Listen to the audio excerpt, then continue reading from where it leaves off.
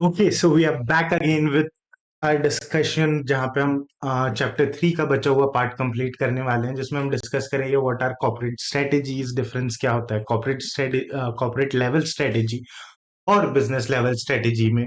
और साथ ही साथ में हम कुछ फंक्शनल स्ट्रेटेजीज, नेमली आपकी मार्केटिंग, प्रोडक्शन, फाइनेंस, एचआर और लॉजिस्टिक्स की जो फंक्शनल लेवल स्ट्रेटेजीज है उन्हें डिटेल में पढ़ेंगे।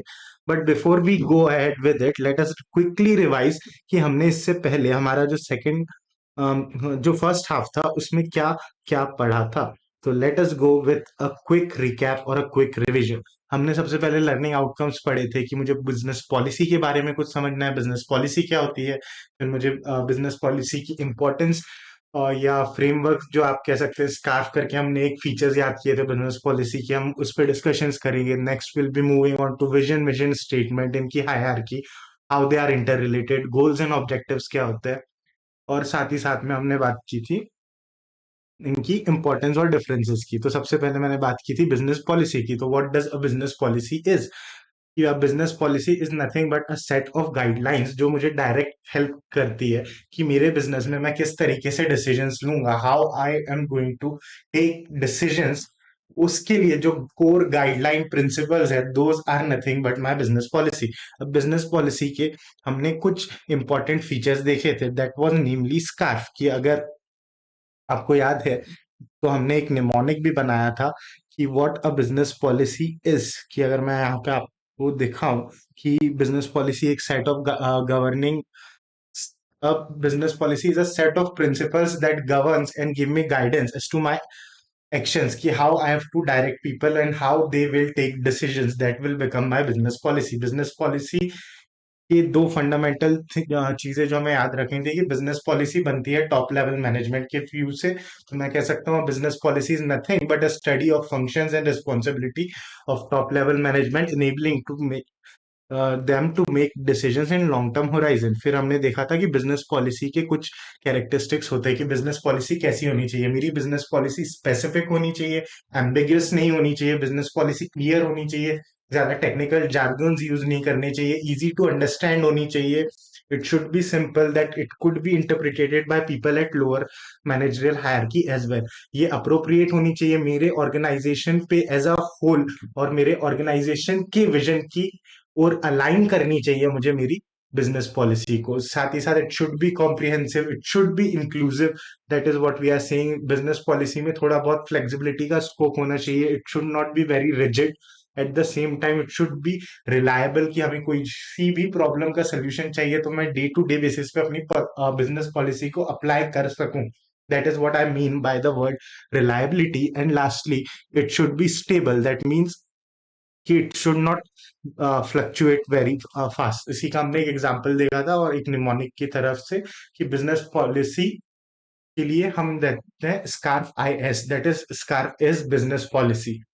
फिर उसके बाद हम आगे बढ़े थे कि ये स्ट्रेटेजिक मैनेजमेंट का फ्रेमवर्क क्या है। मुझे स्ट्रेटेजिक मैनेजमेंट की फेजेस याद है, चार क्या है: environmental scanning, strategy formation, strategy implementation, evaluation. उसी को मैंने थोड़ा चेंज करके रखा कि मुझे अगर स्ट्रेटेजी का फ्रेमवर्क बनाना है, स्ट्रेटेजिक मैनेजमेंट का फ्रेमवर्क बनाना है, तो मैं क्रॉस बनाता हूँ। क्रॉस के मैं इस साइड को नाम देता हूँ एज योर स्ट्रेटेजिक डेवलपमेंट, दूसरे साइड को मैं नाम देता हूँ एज स्ट्रेटेजी एग्जीक्यूशन। अब मैंने देखा था कि मैं एनवायरमेंटल स्कैनिंग करूंगा तो मैं डेवलप करूंगा। What is this? Nothing but environmental scanning. Scanning के थ्रू मैं डिस्कवर करूंगा चीजों को। तो first thing that you write down is discovery, second thing is you will make a plan. So the plan is the third word. Fourth is implementation, and fourth is monitoring your environment and taking corrective measures. So monitoring and measuring measures become four. ये मेरा core circle बना। इसके circle के आगे चारों parts को मैं nomenclature दे देता हूँ, नाम दे देता हूँ जल्दी जल्दी से। क्या क्या है? सबसे पहले एनवायरमेंटल स्कैनिंग, उसी को मैं नाम दे रहा हूँ बिजनेस असेसमेंट का, कि मैं देखूंगा मेरे एनवायरमेंट में क्या अपॉर्चुनिटी, थ्रेट, स्ट्रेंथ, वीकनेस है। दूसरा स्ट्रेटेजी इम्प्लीमेंटेशन, कि जहां पे मैं सॉरी स्ट्रेटेजी फॉर्मुलेशन, जहां मैंने ये जो इंफॉर्मेशन गैदर की है उससे multiple courses of alternative courses of actions derive करता हूँ और अपनी स्ट्रेटेजी बनाता हूँ। अब इस स्ट्रेटेजी को मैं ट्रांसलेट करता हूँ into action, so that thing becomes my strategy. Strategy execution का ये third circle, that is translating strategy into action. और लास्टली मैं अडेप्ट करता हूँ, लर्न करता हूँ और मल्टीपल टेस्ट के थ्रू सीखता हूँ। That becomes my fourth part, that is measuring, कि जहाँ पे आपने स्ट्रेटेजी इंप्लीमेंट किया और कुछ चीजों से सीखा। फिर सर्कल के कोर में क्या क्या है? सर्कल के कोर में है मेरा स्ट्रेटेजिक वैल्यूज क्या है, मेरा स्ट्रेटेजिक मिशन क्या है, मेरे स्ट्रेटेजिक विजन्स क्या है, वो सारी चीजें हम कोर्स में लिखते हैं, और followed by objectives and initiatives. This brings me towards my strategic management का नेक्स्ट पार्ट, कि इवोल्यूशन ऑफ स्ट्रेटेजी। कि हमने देखा कि पहले हार्वर्ड बिजनेस स्कूल में पहले स्ट्रेटेजी एज अ सब्जेक्ट नहीं था, पहले केस स्टडीज सिखाई जाती थी। फिर धीरे धीरे हमने दो स्टडीज का रेफरेंस देखा था, एक जो फोर्ड फाउंडेशन ने पुश की थी, दूसरी जो कार्नेगी फाउंडेशन ने पुश की थी, जिसके through the idea of strategic planning आया, कि क्या कि मैनेजर की अलग अलग फंक्शंस होते हैं और अलग अलग फंक्शन से उन्होंने कुछ इनसाइट डिलीवर किए होते हैं, कि कुछ कुछ चीजें उन्होंने सीखी हो, क्या हो कि अगर हम इन्हीं इनसाइट्स को ले और कुछ ऐसी पॉलिसीज बना दे जो एक मैनेजर को, पूरी ऑर्गेनाइजेशन को at a middle level manager को जनरल मैनेजमेंट में हेल्प करे, that becomes your business policy.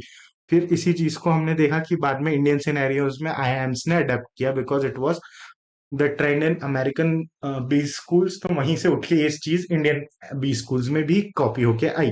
फिर ये कह रहा है कि मुझे इंपॉर्टेंस क्या है बिजनेस पॉलिसी की, तो इसने तीन तरीकों से बताया। पहला तरीका जो इन्होंने कहा है कि from the view point of course itself, कि कोर्स हमें क्यों हेल्प करता है, क्योंकि इंटर मल्टी डिसिप्लिनरी चीजों को एक बेहतर तरीके से समझने में हेल्प करता है, एक ओवरऑल सिंप्लीफाइड अप्रोच देता है that how decisions are to be taken. उसके बाद from the point of business environment, की बिजनेस एनवायरनमेंट डायनामिक है, कंटिन्यूअसली चेंज होता है, तो उसमें आपको एक स्टेबल पॉलिसी हेल्प करती है to navigate the changes within such complex environment. उसके बाद ऑर्गेनाइजेशन का फायदा क्या है, कि क्विक डिसीजन मेकिंग होगी, अगर आपको पता है कि किस गाइडिंग प्रिंसिपल से आपको डिसीजंस लेना है, so you will be able to make better decision and better choices. फिर ये स्ट्रेटेजिक मैनेजमेंट का फ्रेमवर्क हम देख के आ ही चुके हैं। फिर हमने देखा था विजन, मिशन, गोल, ऑब्जेक्टिव, कि सबसे बड़ा क्या होता है? सबसे बड़ा होता है मेरा विजन स्टेटमेंट। मेरा vision statement, my vision statement is something that derives that so my vision statement is something that tells me where I am and where I want to go. It is something that gives me a roadmap of future. It is something that has to deal with future. It is something that gives me an ambition that motivates me and inspires me. That is your vision statement. उसके बाद हमने देखा था vision के just नीचे आता है mission. मेरा मिशन होता है that how do I define my business in relation to my competitors, my products and services that I offer, and the market in which I operate, और मेरे बिजनेस प्रोसेसेस के through. So my mission statement is who I am, what business I am into, what products and services I can offer. Mission statement जो होता है वो बात करता है कि आज की, कि आज हम क्या ऑफर कर रहे हैं मार्केट को। So that is nothing but your mission statement. अब इसके बाद अगली चीज जो हमने देखी थी इसमें, वो थी हमारे ऑब्जेक्टिव्स एंड गोल्स। अब गोल्स एंड ऑब्जेक्टिव्स को इंटरचेंजेबली यूज किया जा रहा है। तो मेरी हायरार्की क्या है, कि विजन है, विजन से बनता है मिशन, मिशन से बनता है ऑब्जेक्टिव्स, ऑब्जेक्टिव्स के लिए हम गोल्स बनाते हैं और उनके स्पेसिफिक टारगेट्स बनाते हैं। So this is the hierarchy of formation which flows from vision to target. और अचीवमेंट्स उल्टे जाते हैं, कि मेरे टारगेट्स अचीव हो गए तब मेरे गोल्स मीट हो गए, जब मेरे गोल्स मीट हो रहे हैं तब मैं अपने ऑब्जेक्टिव्स को अचीव कर पा रहा हूँ, मेरे ऑब्जेक्टिव्स इन लाइन है मेरे मिशन के, तभी जाके मैं अपना लॉन्ग टर्म विजन अचीव कर पाऊंगा। तो इससे पहले हम गोल्स एंड ऑब्जेक्टिव्स डिस्कस करें, let us discuss quickly what are the differences between vision and mission. कि ये विजन के बारे में वही सेम रिपीटेटिव चीज है, कि vision is the long term thing that deals with features. अब इन्होंने ये हमें बताया है कि हमारा विजन कैसा होना चाहिए। So the first thing they are saying, इसकी विजन जो होता है कंसाइज होना चाहिए, कि ऐसा नहीं कि आप लंबी लंबी एसेज और कहानियां लिखने बैठ गए, नहीं, vision should be something that is concise and easy to remember. That is what we mean by your vision statement. Second, it should be clear, it should not be ambiguous. At the same time, इसमें आपको time horizon दिखाना पड़ता है, कि it is something that you want to achieve in the long term. It should be future oriented, it should be stable, कि बार बार change नहीं करते हैं आप अपने विजन स्टेटमेंट को। इट शुड बी चैलेंजिंग, ऐसा नहीं होना चाहिए कि आप इसे इजीली अचीव कर पाए। It should B abstract enough, कि आपको थोड़ा विगल रूम दिया जाए, rather than giving a point to point thing कि ये करना है which becomes a part of your target. So rather than being point wise, it should be rather abstract, and it should encompass all the objectives of your organization in the long run. और आखिरी में it should motivate you to do something. और फिर इन्होंने यही बताया कि purpose क्या है, कि अगर मैं विजन स्टेटमेंट बनाता हूँ तो मेरी चार पर्पसेस होते हैं। पहला, ये मेरे स्ट्रेटेजिक प्लानिंग में मुझे हेल्प कर देता है। दूसरी चीज, ये मेरे एम्प्लॉयज को मोटिवेट करता है कुछ काम करने के लिए। साथ ही साथ जब ये दो प्लानिंग और मोटिवेटेड रहेंगे मेरे एम्प्लॉयज, तो मेरी कोर कॉम्पिटेंसी डेवलप होती है। और लास्टली मुझे कस्टमर से डिफरेंशिएट करता है। फिर उसके बाद हमने पढ़ा था मिशन स्टेटमेंट। मिशन स्टेटमेंट क्या होता है? Is a statement that tells me what I am, what business I am into, and what products and services am I offering. That is your mission statement, which deals with the present vision. Future का था, mission present की बात करता है। और यहाँ पे mission statement क्या क्या क्वेश्चंस को आंसर करता है वो देख लेते हैं, कि हम, हमारी ऑर्गेनाइजेशन क्या है, हम अपने कंपटीटर्स से अलग कैसे हैं, हमारा फ्रेमवर्क क्या है डिसीजन मेकिंग के लिए। और यही सारी चीजें यहाँ पे दी गई है, that what the organization is, what we aspire to be, which is again driven by our vision statement. Mission statement थोड़ा ज्यादा इंक्लूसिव हो सकता है, कि हम किन वेंचर्स में हैं। It distinguishes us from our opponents, it gives us a framework, कि हमारी आज की एक्टिविटीज कौन सी, और इन फ्यूचर हम कौन सी एक्टिविटीज में एंटर करना चाहते हैं। दैट इज व्हाट वी से एज प्रोस्पेक्टिव एक्टिविटीज। और इट शुड बी इजीली अंडरस्टूडेबल। तो इसीलिए इसके भी एलिमेंट सेम है, कि कैसा होना चाहिए हमारा मिशन स्टेटमेंट। तो हमारा मिशन स्टेटमेंट कैसा होना चाहिए? It should be clearly articulated, इस इजीली हमारी ऑर्गेनाइजेशन में सबको समझ में आए कि हमारा मिशन क्या है। दूसरा, it should be relevant for my business, कि आपके बिजनेस से वो रेलिवेंस रखना चाहिए। Lastly is it should have a positive tone, कि आप नेगेटिवली मिशन स्टेटमेंट नहीं लिखते हो, आप हमेशा फ्यूचर के बारे में पॉजिटिव ही सोचते हो। सो आपका जो मिशन स्टेटमेंट है, it should also have a positive tone, it should be unique, it should aspire you to endure in the competitive landscape, and at the same time it should adapt as per your target audience. फिर वही same points repeat हो रहे हैं। फिर हमने देखा difference between vision and mission. तो हम इसे कैसे पढ़ते हैं? विल बी कवरिंग सबसे पहले विजन, उसके बाद में हम मिशन की ओर बढ़ते हैं, कि मेरे विजन के क्या क्या पॉइंट्स हैं, मैं पहले वो रिवाइज करता हूँ, उसके बाद मैं मिशन की ओर जाता हूँ। तो सब वैसे ही, कि सबसे पहला मेरा विजन क्या है? मेरा विजन ये है कि मैं कहाँ पे हूँ और मैं कहाँ जाना चाहता हूँ। So the idea about vision is कि where you want to be, whereas mission talks about how you will get there, कि वहां तक पहुंचोगे कैसे। आंसर्स क्या क्या है? Same, are favourite lines, that a vision is what do we want to be, whereas a mission talks about what do we do, what makes us different. एक बात करता है फ्यूचर की, वहीं पे दूसरा बात करता है प्रेजेंट की। फिर यहाँ पे सेम चीज है, कि a vision statement is something that inspires you to do the best. वहीं पे जो एक विजन स्टेटमेंट, मिशन स्टेटमेंट है, वो बताता है कि आपके क्या की सक्सेस फैक्टर्स है, आप क्या अचीव करना चाह रहे हो। That is what your function of vision and mission is. फिर हमने देखा डेवलपमेंट ऑफ स्टेटमेंट, कि जब मैं बात करता हूँ कि मुझे अपना विजन स्टेटमेंट डेवलप करना है, तो मैं बात करता हूँ where do I want to be in future and what things I wanted to do. वहीं पे मैं बात कर रहा हूँ मिशन स्टेटमेंट की। मिशन की बात करते वक्त मैं देखता हूँ कि प्रेजेंट में, कि अभी मैं क्या हूँ, अभी मेरी कॉम्पिटेंसीज क्या क्या है। साथ में फिर कुछ जेनरिक फीचर हम लिख सकते हैं, कि विजन जो होता है क्लियर होना चाहिए, एम्बिगियस नहीं होना चाहिए, मोटिवेट करना चाहिए हमें to achieve our goals and objective. वहीं पे मैं बात कर लूँ फीचर्स ऑफ हम मिशन स्टेटमेंट की। तो ये हमारे ऑर्गेनाइजेशन के जो प्राइम क्लाइंट्स है, जो प्राइम कस्टमर्स हैं, उनके बेसिस पे लिखा जाता है, कि हमारी क्या रिस्पॉन्सिबिलिटी है as an organisation towards our clients. फिर यहाँ पे कुछ एग्जांपल दिए गए थे आपको विजन एंड मिशन के। और फिर ये एक छोटा सा ऑब्जेक्टिव एंड गोल्स के बीच का डिफरेंस इन्होंने क्या कहा, कि again as such the idea of objectives is something that is much larger than your goals. The idea of objectives are much larger than your goal. यानी कि क्या, कि मेरे बिजनेस के जितने भी ऑब्जेक्टिव्स है, वो ज्यादा बड़े हो गए या मेरे गोल्स ज्यादा बड़े हो गए?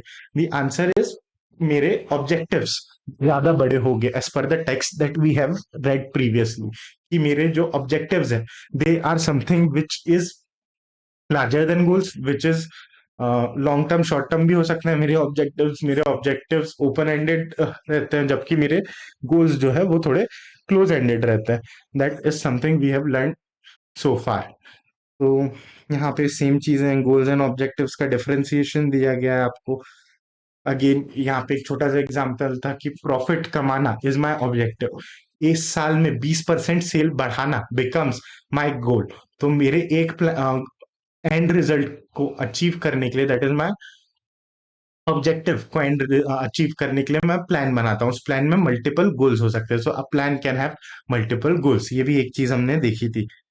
और फिर ये हमारा सिंपल सा डायग्राम कि एनवायरनमेंट के थ्रू मेरी पॉलिसीज अफेक्ट होती है, पॉलिसीज को ध्यान में रख के मेरा मिशन बनता है, मेरा मिशन स्टेटमेंट मेरे कॉर्पोरेट ऑब्जेक्टिव्स एसबीयू के ऑब्जेक्टिव्स में ट्रांसफर होता है। एसबीयू के अंदर भी डिपार्टमेंट्स हो सकते हैं, so it gets transferred into SBU के ऑब्जेक्ट डिपार्टमेंटल ऑब्जेक्टिव्स। साथ ही साथ इंडिविजुअल के भी ऑब्जेक्टिव्स हो सकते हैं, क्योंकि आप अपने एम्प्लॉय को भी परफॉर्मेंस टारगेट देंगे ना, that is your individual objectives. कि ये कैसी हायरार्की में फ्लो होता है। फिर हमने देखा था कि हम कैसे बनाते हैं अपने पॉलिसीज एंड ऑब्जेक्टिव। सबसे पहले इन्वायरमेंटल एनालिसिस, इससे मुझे मिलती है crucial information. Environmental analysis give me data and information कि मुझे क्या करना है। ये मुझे सारी चीजों के बारे में बताता है, इंटरनल एनवायरनमेंट की information, external environment, opportunity, threat. उसके बेसिस पे कि मैं इस इन्फॉर्मेशन को समझता हूँ और बेस्ट ऑप्शंस निकालता हूँ कि मेरी स्ट्रेंथ मेरे इन्वायरमेंट की अपॉर्चुनिटीज से कैसे मैच करेगी। And then I draft my vision and mission. मेरे विजन एंड मिशन के अकॉर्डेंस में मेरा ऑर्गेनाइजेशन के जितने ऑब्जेक्टिव्स है वो विजन और मिशन को ही तो ध्यान में रख के बनते हैं। So vision and mission helps me also formulate my objectives for my organisation. और लास्टली हमने देखा था कि स्पेसिफिक टारगेट्स क्या होते हैं कि कुछ पॉलिसी जो है वो टॉप लेवल मैनेजमेंट ने बना दी है, बट जो एग्जीक्यूट करने वाला है, जो एम्प्लॉय है उनके middle level lower level management के, उनके पास भी ये पा रहा है कि वो खुद से मतलब नीचे इंडिविजुअल लेवल पे टारगेट्स दे सके। That is what we mean by specific targets. उसके बाद हम आ रहे हैं ऑर्गेनाइजेशन के लेवल्स पे। तो ऑर्गेनाइजेशन के लेवल्स हम पहले ही देख चुके हैं, जो हम कॉन्स्टेंटली रिपीट करते आ रहे हैं since the chapter 1। That is a organisation has 3 levels, namely your corporate level, उसके नीचे आता है आपका बिजनेस लेवल, उसके नीचे आता है आपका फंक्शनल लेवल। तो अब शुरू से हम याद करते हैं। अब देखो, this is a repetitive text, तो यहाँ पे आपको लेवल्स बताया, फंक्शनल लेवल बहुत डिटेल में डिस्कस किया है। तो जब मुझे यहाँ इंट्रोडक्शन लिखना है, so how do I right about this level. सबसे पहले मैं बता दूंगा कि क्या ऑर्गेनाइजेशन का कौन सा लेवल किस हायरार्किकल पोजीशन पे है, उस लेवल पे हम क्या डिसीजंस या क्या क्वेश्चंस को आंसर करते हैं, और लास्टली उसमें कौन कौन सी पॉलिसीज हम लेते हैं। जैसे कि मैं बात करूं corporate level, corporate level is the senior management जो होता है एक ऑर्गेनाइजेशन का, that is nothing but your corporate level management. जब मैं बात करूं कॉर्पोरेट लेवल मैनेजर्स की, तो कॉर्पोरेट लेवल मैनेजर्स कौन से डिसीजंस लेते हैं या कौन सी प्रॉब्लम्स को सॉल्व करते हैं। कॉर्पोरेट लेवल मैनेजमेंट डिसाइड करता है कि हम कौन से बिजनेस में रहेंगे, what business we should be in. Corporate level business में कौन कौन सी स्ट्रेटेजीज हम फॉलो करते हैं, तो हम ग्लॉक एंड जॉश की 4 स्ट्रेटेजीज फॉलो करते हैं business level management, corporate level management में। And what are those 4 strategies, those 4 strategies are nothing but your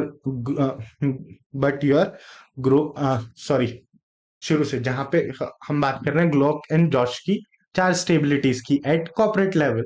तो ये 4 स्ट्रेटेजीज कौन कौन सी है? ये 4 स्ट्रेटेजी सिंपल है, पहले मैं जहां हूं मैं वहां खड़ा रह सकूं, दैट इज योर स्टेबिलिटी। दूसरी है कि मुझे बिजनेस ग्रोथ करना है, तो दैट इज योर एक्सपेंशन। तीसरी है कि मेरा बिजनेस उतना अच्छा नहीं चल रहा है, आई इधर नीड टू टर्न अराउंड और get out of this business. वहां पे लॉस मेकिंग बिजनेस के लिए रिट्रेंचमेंट। एग्जिस्टिंग बिजनेस में मुझे अपनी पोजीशनिंग बेटर करनी है, स्टेबिलिटी। मुझे बिजनेस को ज्यादा बेहतर बढ़ाना है, ग्रो करना है, that is growth strategy expansionary. मेरा बिजनेस खराब चल रहा है, रिट्रेंचमेंट स्ट्रेटेजीज। और ये सारी स्ट्रेटेजीज इंडिविजुअली भी आप यूज कर सकते हो, कॉम्बिनेशन में भी कर सकते हो। तो जो चौथा पॉइंट बनता है वो है कॉम्बिनेशन। साथ ही साथ इसमें हमने कुछ बातें की थी इंटीग्रेशन की, हॉरिजॉन्टल वर्टिकल, और इंटीग्रेशन में जहां तक के मैं बात कर रहा था, वर्टिकल इंटीग्रेशन में बैकवर्ड फॉरवर्ड स्ट्रेटेजिक अलायंसेस भी एक चीज हमने देखी थी। So that was that. उसके बाद मैं बात कर रहा था बिजनेस लेवल की। बिजनेस लेवल स्ट्रेटेजी डिटरमाइन करता है कि मैं किस बिजनेस में हूँ, उस बिजनेस को मैं अपने कंपटीटर्स, अपने प्रोडक्ट्स, अपने कस्टमर बेस के अकॉर्डिंगली कैसे मॉड्यूलेट करता हूँ, what how do I develop my competitive advantage या core competency, and how do I ensure that I am differentiated from my competitors. That is what your business level strategy talks about. अब इसमें हमने 3 strategies की बात की थी, जो की थी आपकी माइकल पॉटर की 3 जेनरिक स्ट्रेटेजीज, जिसमें हम क्या क्या बात करते थे। सबसे पहला, सबसे सस्ते में बेचो, that is your cost leadership strategy. दूसरा, कि सस्ते में मत बैठो बट सबसे बेहतर क्वालिटी का या कुछ इनोवेटिव बेचो, that is your differentiation strategy, कि अपने कॉम्पिटिटर से आप अलग है। फिर हमने तीसरी चीज बात की थी कि एक बहुत ही नीश मार्केट, एक छोटे मार्केट को कुछ बेचना है, so that takes you to your focus strategy. Focus strategy में अगेन 2 पार्ट्स होते हैं, cost leadership and differentiation. As the name says कि हम कॉस्ट लीडरशिप में सस्ते में बेचेंगे, डिफरेंशिएशन में कुछ यूनिक करके बेचेंगे। But since it is a part of focus strategy, तो इसमें नॉर्मल कॉस्ट लीडरशिप और फोकस कॉस्ट लीडरशिप में क्या अंतर है, कि कॉस्ट लीडरशिप सबको सबसे सस्ते में बेचने की बात करता है, फोकस लीडरशिप एक नीश मार्केट, एक बहुत ही छोटे मार्केट में सबसे सस्ते में बेचने की बात करता है। So that's that. और उसके बाद में हम आ रहे हैं टूवर्ड्स द कोर क्रक्स, जो हमें इस चैप्टर में पढ़ना है, इस फंक्शनल लेवल स्ट्रेटेजी की। एक ऑर्गेनाइजेशन है, उसके अंदर मल्टीपल बिजनेसेस हो सकते हैं, उन बिजनेसेस के अंदर मल्टीपल क्या कहते हैं डिपार्टमेंट्स हो सकते हैं। तो हर डिपार्टमेंट का अपना खुद का कुछ ना कुछ फंक्शन होता है, जैसे मार्केटिंग है कि गुड्स को अवेलेबल कराना, the idea of making that your good is available and creating a perception in the mind of your end customer is the job of marketing. To create awareness and to create perception is the job of marketing. HR, क्या to attract and retain the best talent in the market is your HR. Finance, की आपकी financial position और sound business decision कैसे लिए जा सके, वो financial strategies में आता है, जिसमें हम इन्वेस्टमेंट डिसीजंस पढ़ते हैं, जिसमें हम डिविडेंड डिसीजंस पढ़ते हैं, and so on and so forth. उसके बाद ऑपरेशंस आप कैसे मैनेज करते हैं, how do you ensure that your productivity remains effective and efficient. और लॉजिस्टिक्स की, आपके सप्लाई चेन में गुड्स कहाँ स्टोर हो रहे हैं, कहाँ इनबाउंड लॉजिस्टिक्स है, आउटबाउंड लॉजिस्टिक्स है, उनका क्या रेलेवेंस है। That is something we would be looking up at this chapter, and will be summing up with a last concept, जो ऐसे जिस चैप्टर का पार्ट नहीं है बट आने वाले चैप्टर्स में बहुत रेलिवेंट रहेगा मुझे।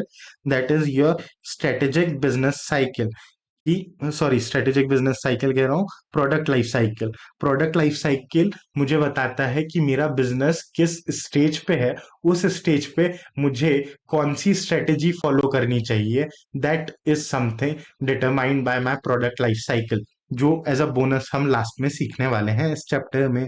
सो let us get back to our main discussion. उसमें सबसे पहली चीज जो मैं देख रहा था कि मैंने अभी देखी, different level of organisations, different level of organisation. अब जो अगली चीज मैं देखने जा रहा हूँ, that is the difference between my strategic and the strategies, की कॉर्पोरेट स्ट्रेटेजी और बिजनेस स्ट्रेटेजी में क्या क्या अंतर होता है।